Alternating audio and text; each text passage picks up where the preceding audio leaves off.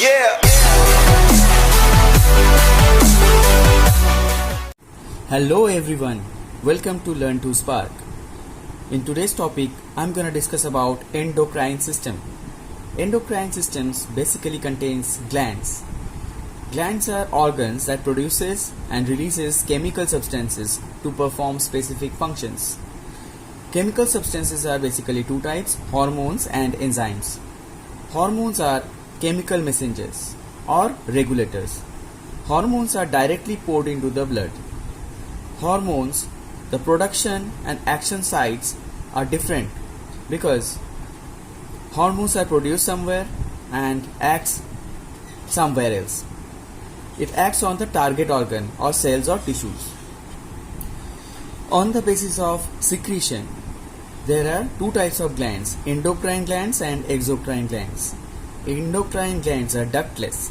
That means they don't have any ducts to pour their secretion. Exocrine glands have ducts to pour their secretion. Endocrine basically secretes hormones and exocrine basically secretes enzymes.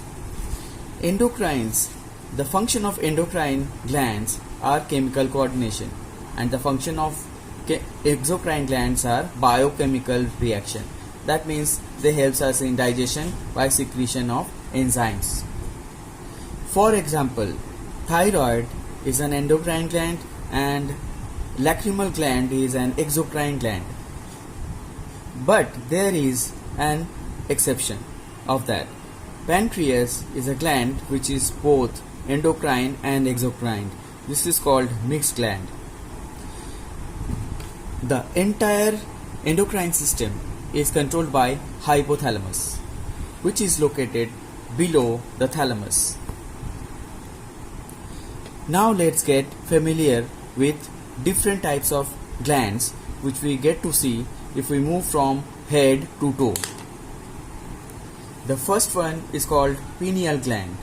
The second, the most important gland is pituitary gland, which is also called master gland, which is located below the hypothalamus.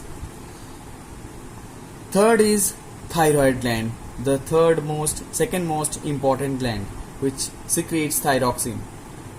Another gland is thymus.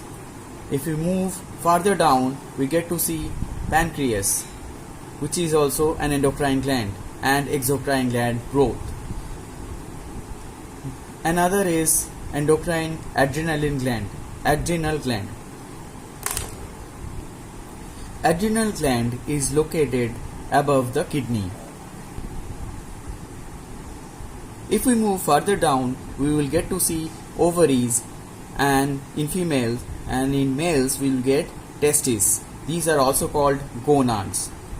Now let's get familiar with the second most important gland, that is thyroid gland. Thyroid gland is located below the larynx. It is a bilobed structure which is connected by isthmus.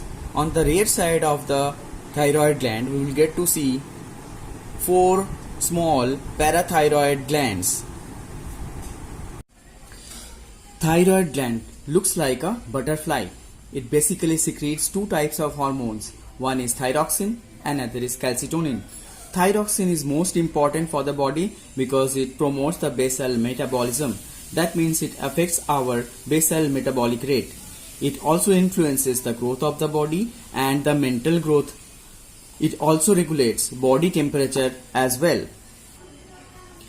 Now regarding the secretion of hormones, there are two types of condition.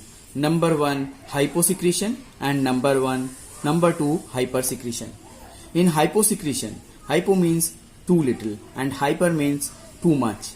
Hyposecretion means undersecretion and hypersecretion means oversecretion. Undersecretion of thyroxine leads to following disorder. Number 1, simple goiter, number 2, cretinism, and number 3, maxedema. Simple goiter is a condition where thyroid enlargement is visible. That means we get to see neck swelling. And if it occurs in the child, it is called cretinism, where dwarfism and mental retardation is visible. Dwarfism means the height gets shortened and it is less than the height of 4 feet. If it happens in the adult, it causes maxedema. That means we get to see swelled faces, hands and sluggishness. Hypersecretion or oversecretion of thyroxine leads to exophthalmic goiter. That means the symptoms are protruding eyes, restlessness. Protruding means projecting or bulging eyes. Now let's talk about pancreas. Pancreas is basically a mixed gland. Why it is called mixed? Because it contains exocrine and endocrine both part. Exocrine part basically produces enzymes or which is in the form of secretion of pancreatic juice, and endocrine part secretes hormones, that is insulin and glucagon. The pancreas contains a group of hormone secreting cells called islets of Langerhans. Now the insulin and glucagon basically controls our sugar level. How? Insulin checks the rise of the sugar level by utilization and deposition of extra glucose as glycogen in the liver. Hyposecretion of insulin causes diabetes mellitus or hyperglycemia, which eventually leads to glycosuria. Glycosuria is the sugar in urine.